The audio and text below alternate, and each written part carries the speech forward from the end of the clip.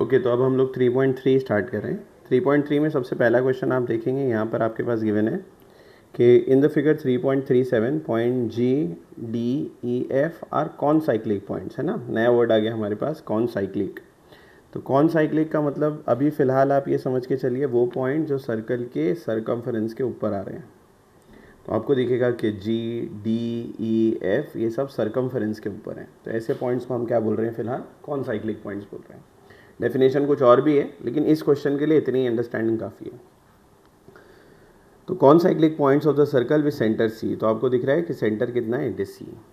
फिर सवाल आपसे पूछा है कि अगर angle E C F is equal to 70 degree, है ना। ई सी एफ अगर आप देखेंगे तो ई फिर सी और एफ, मतलब ये वाला एंगल जो सेंटर में आ रहा है, इसे अगर मैं हाईलाइट कर दूं तो आपको दिखेगा इस एंगल की बात चल रही है। और ये एंगल आपके पास टोटल जो है वो कितने डिग्री का दिया हुआ है, 70 डिग्री का ये एंगल दिया हुआ है। नेक्स्ट आपके पास गिवन है कि measure of arc. Now see when we say arc, इसका मतलब ये सरकमफेरेंस के इस हिस्से की बात चल रही है। क्या नाम दिया हुआ है? D G F. तो सबसे पहले डी, फिर जी, फिर एफ, इसका मतलब ये पूरी आर्क, है ना। उस आर्क का जो मेजरमेंट है आपके पास गिवन है, इस आर्क का मेजरमेंट वो कितना है, इट इज़ इक्वल टू 200। तो हम इसे हाईलाइट कर देते हैं और ये जो वैल्यू हमारे पास गिवन है ये कितना है, 200। तो भी फ़िलहाल अपने पास इतना इन्फॉर्मेशन गिवन है। क्या पूछा है आपसे? आपसे पूछा है find what is measure of arc D ई। तो डी ई आप आर्क देखेंगे तो वो ये वाली आर्क होगी जो आपको फाइंड करना है। तो अभी मैं उस पर क्वेश्चन मार्क लगा देता हूँ कि डी मुझे नहीं पता है। फिर आपको दिख रहा होगा डी ई एफ, मतलब ये पूरी बड़ी आर्क यहाँ से लेके यहाँ तक, इसका मेजरमेंट भी आपके पास फ़िलहाल नहीं है। तो क्वेश्चन हम स्टार्ट कैसे कर सकते हैं? सबसे पहले हम एक प्रॉपर्टी का इस्तेमाल करेंगे कि मेजर ऑफ सर्कल जो है वो टोटल कितना होता है, it is 360। Measure of circle मतलब जब आप ऊपर वाली आर्क और नीचे वाली आर्क दोनों को प्लस कर दें, ऊपर वाली आर्क मतलब ये वाली आर्क, इस आर्क का नाम क्या है, डी जी एफ। तो अभी फ़िलहाल में major of arc D G F को अगर हम प्लस कर दें नीचे वाली आर्क के साथ, जिसका नाम क्या है, डी ई एफ, तो major of arc D E F के साथ हम लोग प्लस कर दिया तो ये टोटल वैल्यू कितना हो जाएगा, 360 डिग्री। क्या रीज़न हम लोग लिख सकते हैं? हम लिख सकते हैं it is measure of circle. और मेजर ऑफ सर्कल टोटल कितना होता है, 360। फिर आप अगर वैल्यूज़ पुट करें तो आपको दिखेगा कि मेरे पास डी जी एफ का वैल्यू गिवन है और डी जी एफ का वैल्यू है 200। तो यहाँ पर आप 200 रख दें, ये प्लस हो जाएगा, मेजर ऑफ आर्क आपके पास आ जाएगी डी ई एफ और ये इक्वल टू कितना हो जाता है, 360। फिर ये प्लस है, वहाँ भेजेंगे अगर आप उसको तो आपको मिल जाएगा माइनस। तो major of arc D E F को हम लिख सकते हैं इट इज़ 360 और माइनस क्या हो जाएगा, 200।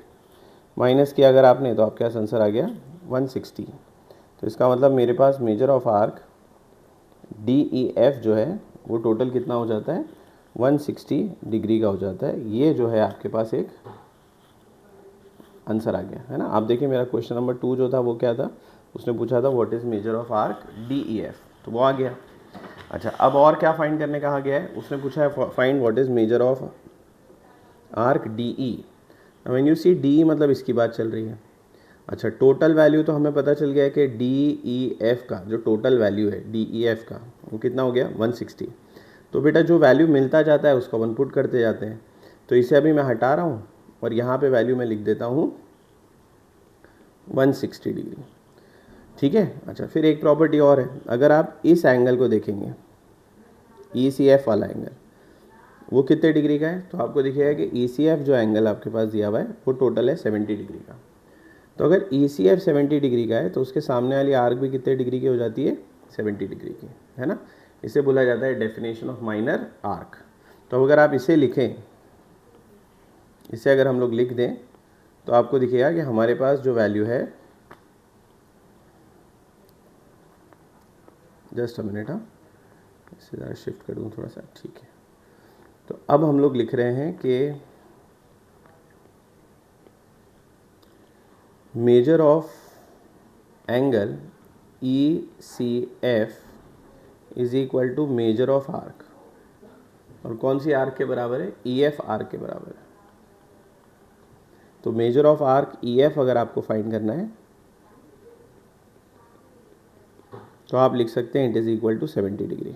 ठीक है, क्यों 70 है, बिकॉज एंगल का मेजरमेंट कितना था, 70 डिग्री का। तो हम यहाँ लिख सकते हैं since measure of angle ECF is equal to कितना है, 70 डिग्री।